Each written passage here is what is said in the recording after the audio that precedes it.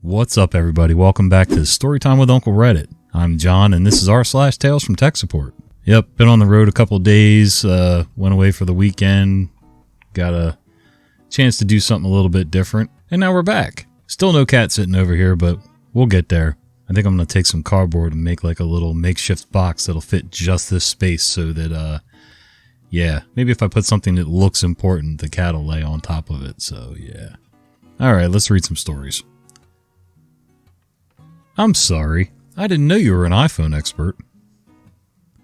I'm Asian, and obviously English is not my first language. Please bear with me. Emotional, damn it! With the latest iPhone comes my memory of a call when I was working as a tech support for Sprint, a US telco, now merged with T-Mobile. Me, thank you for calling Sprint, how can I help you today? Him, before we proceed, I would just like to tell you that I've been an iPhone user since the very beginning. I'm an iPhone expert, so can we just cut the crap? He was full-on sassy, yet very condescending. But I'm glad that he's an expert. Probably an easy call. Me, I'm sorry, I didn't know you were an expert, so how can I be of assistance then? Him, I just got an upgrade and got this latest iPhone X. I'm not getting any calls nor texts.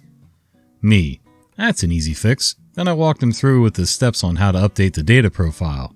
Afterwards, he hung up the phone on me. So this guy was an iPhone expert and couldn't even be bothered to try to Google the answer? Yeah, expert. Right. Anybody that says they're an expert in anything, I generally tend to think they're just a moron trying to look important. That team status won't stop me. I can't read. I don't know what that means. What up, Tales from Tech Support? A few Fridays ago, one of our frequent flyers made like Randy Meisner of the Eagles and took me to the absolute limit of my patience. User has a nasty habit of doing literally anything to avoid putting in a ticket. This is especially infuriating for me as I used to be the guy that all the walk-ups at an old job would bother, hence my flair. Walk-ups in the restroom, elevator, stairwell, in the middle of a meeting, and even the parking lot. Anyways, this user knows this is my biggest pet peeve. Even a call would be better. So as is tradition, she starts having an issue. Doesn't read the prompt. Immediately DMs my supervisor who's on lunch. Then immediately DMs my lazy as hell neighbor who decides to just take lunch to avoid the user. Great. Thanks, bud. I love soloing the help desk. Then my Teams dings in defiance of the status I've put up. Roses are red, rabbits live in thickets. Tech support runs on cues, so I need you to put in a ticket. I like that. I ignore it. The last 3 times this happened, it's because she opened File Explorer and needed someone to click this PC for her to find her network drives. I'm in the middle of submitting an application to a 3-letter agency, and it's both time sensitive, and if I beans it up, I'm in for 4 layers of bureaucracy in addition to the 2 to 4 month minimum this process takes. The user shows up, walks past my desk to the other desks, sees they're empty, and then does that thing. You know the thing. The, I'm going to stand behind you and breathe down your neck till you acknowledge me and fix this for me now thing.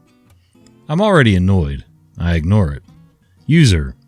Chud. I'm sorry. I'm having problems. Chud. Oh, I see. Yeah, sorry. I'm just doing this application real quick. User. Can you come look at it, please?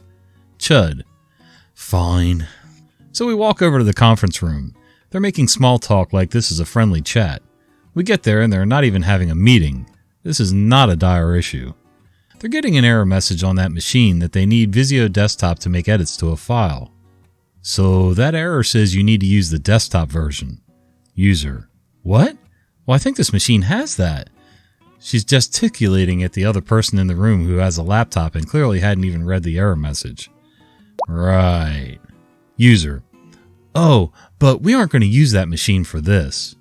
Chud. Okay, so we need it on the conference machine then, right? You do have a license, correct? User. Yes.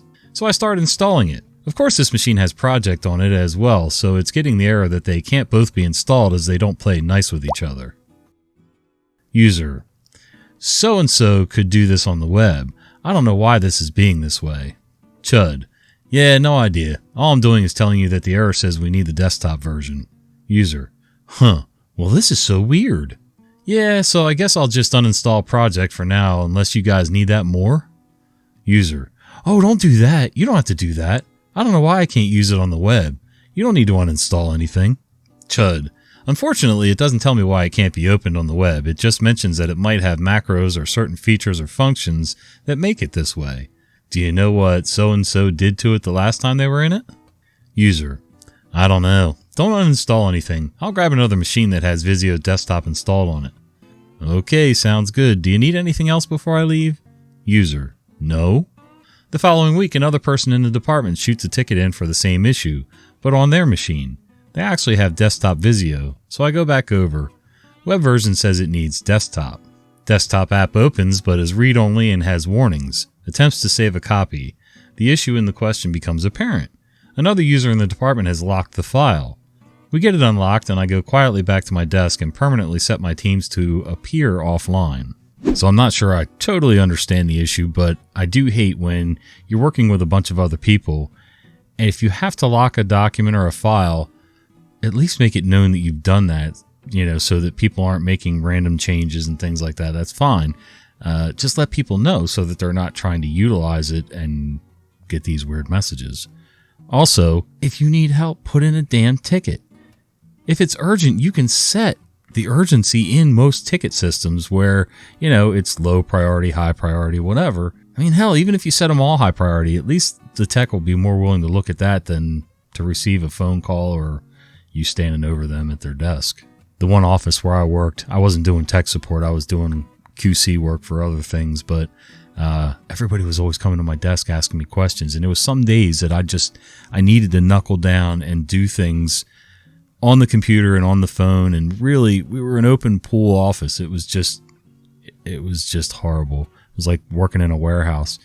So I used to have this big poster board sign that I would stand up at the end of my desk, almost like a cubicle wall, that would say, John's not in right now, but if you leave a sticky on this board, he'll get back to you as soon as possible.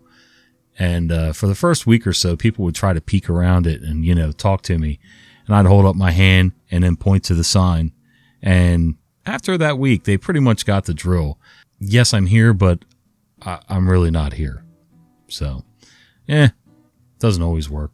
Of course, I was also bigger and meaner than everybody in the office, so they got the hint pretty quick. But I need more information.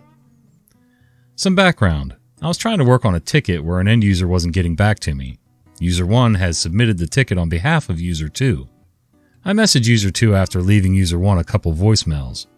Hey User 2, just wondering if you're still needing help with that program on ticket 123456? User 2, no response. The next day, I call User 1. Hey User 1, this is Gargrith from the IS Service Desk calling about ticket 12345. User 1, that's not my ticket. Me, yes, I understand. I'm just reaching out because User 2 hasn't responded. Since you had opened the ticket and were the only contact info given, I thought I'd start back at square one. User 1, that ticket was for User 2. Why am I on it? Me, since you had submitted the ticket, it'll show User 1 as the caller in the ticket, so I'm just calling you to get more information about User 2. User 1, I called about it, but the ticket isn't for me, it's for User 2. Holy cow. Me, yes, I understand the ticket is for User 2. I'm calling you because I need additional contact info for User 2. At the moment, I've tried messaging them in Jabber, but they haven't been responsive. User 1, that's because they're not at their desk very often. You should call them. Me, I'm calling you because there was no contact information provided for User 2. I'm wondering if you have their number? Do they have a direct extension? User 1, they move around a lot and are in the kitchen. That's why they didn't answer your messages. I called and told them the message you left me. Me, okay, is there a line to the kitchen I can call to get a hold of User 2? Also, do you know when User 2 may be away from the computer, if they have any schedule or anything? User 1, I don't know that number. I'm just the manager of a couple sites, and I'm at different locations every day. They're probably in the kitchen since they work there.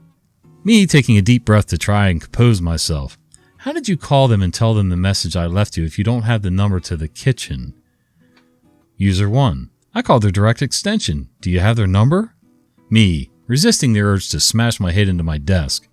Nope, I do not have their extension. I had only sent them a jabber because no other info. The user interrupts. I told you they probably won't answer you on Jabber. They might not even have it. Do you want their extension? Me, please. User 1. It's 12345. They might not answer though. Me.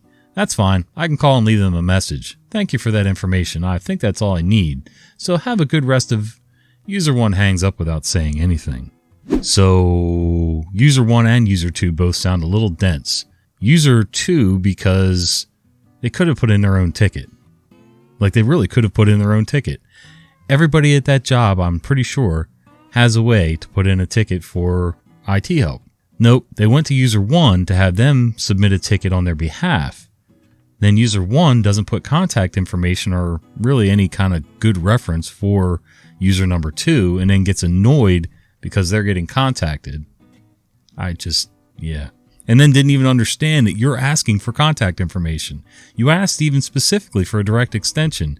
And then they went around and around and around and then finally said, well, do you want their direct extension? Yeah. Dumbass.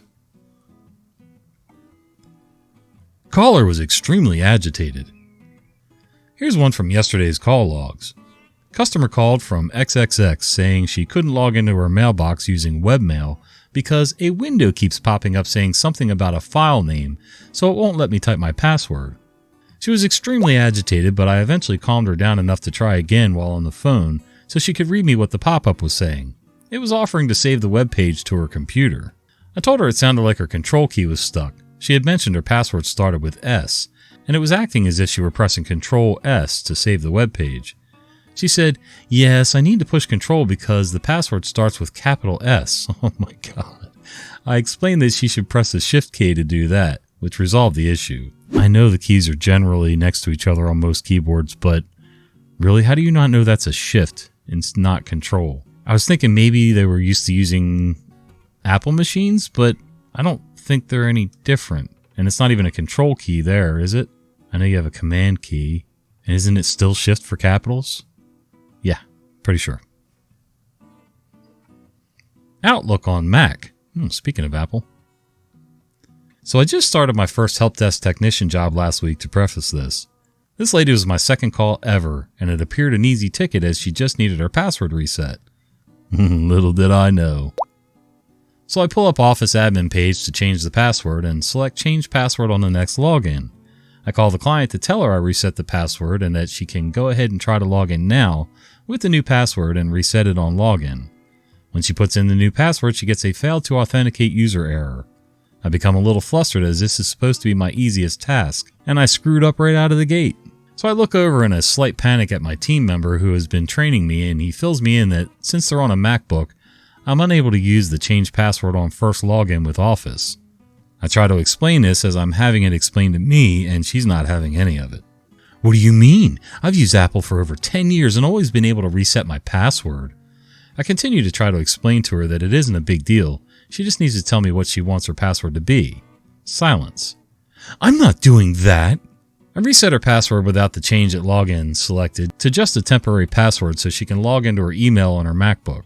But she attempts to log into her email on her phone, and now she can't get into her work email on her phone. She can log in through the browser on her phone, but not her native iPhone email app. And she's pissed that she can't set her own password and doesn't accept that the Apple OS is having issues. Maybe our Tier 3 is wrong, but he took the time to give me a satisfactory answer. She just didn't accept it. My doubts lie with her, not his explanation. She thinks they as the user should have admin privileges to do password resets and none of this would be an issue. I tell her I'll have to consult with some of my colleagues and I'll call her back when we have a resolution. I consult with our Tier 3 at this point, explaining that she won't say the password she wants to set, so he advises to do a remote connection and log into the admin page on a private browser through her machine, and have her enter the password so it's never in plain text since that seems to be her concern, and tell her to try using the Outlook app for mail on her phone. He didn't really have time to elaborate on the phone, but didn't think he needed to as Outlook app was the easy answer. I'll call the client back to make her aware of what we think will help. She tells me very firmly she is using the Outlook app, and that she even wiped the cache to clear user info and still couldn't log in. I try to confirm that she's using Outlook app from the iPhone App Store. She says yes, she keeps selecting Outlook.com at the login page. My team member was monitoring the call at this point and looks at me wildly shaking his head no. I'm not familiar with iPhone, not really my job to be as we don't offer support to mobile devices, but we have to make a best effort to resolve the issue for the client. So he explains that she is using the native mail app for her iPhone and she needs to download Outlook for security reasons when accessing her work Outlook account. I try explaining to no avail, and at this point she's just downright belligerent because I've admitted I am not an iPhone user and we don't have a way to remote to her phone so I can offer better support. I pass her off to my team member because he explains to her that he uses an iPhone and he was able to log into her email through his phone on the Outlook app, but not the native mail app, and that it seems like her only solution is to use the Outlook app. She tells him that we need to figure this out, and it's unacceptable and is clearly a Microsoft issue. We are not Microsoft, so figure it out. He repeats that the issue is the iPhone app, not the Outlook app, and she can take the fix or not, but we have provided support to the best of our ability, and we will be closing this ticket. That was exhausting to retype and live.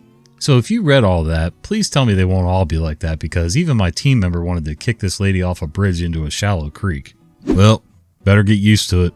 Not only is your job going to pretty much be like that all the time, you're probably going to have that user calling you a whole lot more. She sounds like a regular flyer, so yeah, be prepared. You're going to have to learn how to deal with her or learn how to bump up your sarcasm skills, whatever. And definitely get a thicker skin. Me, I can usually deal with it for a certain amount of time before I start to get really pissy. And yeah, I'm not really cut out to do like customer service related stuff like that where I'm helping somebody over the phone because the minute they start getting belligerent with me, I'm pretty much going to fire right back at them. So not sure I'd keep my job very long. All right, guys, I hope you enjoyed today's stories. And if you did, would you do me a favor? Would you click that like button down below? Subscribe to the channel if you haven't already, and click that little bell icon so you don't miss the fat guy with the beard telling you stories. See ya.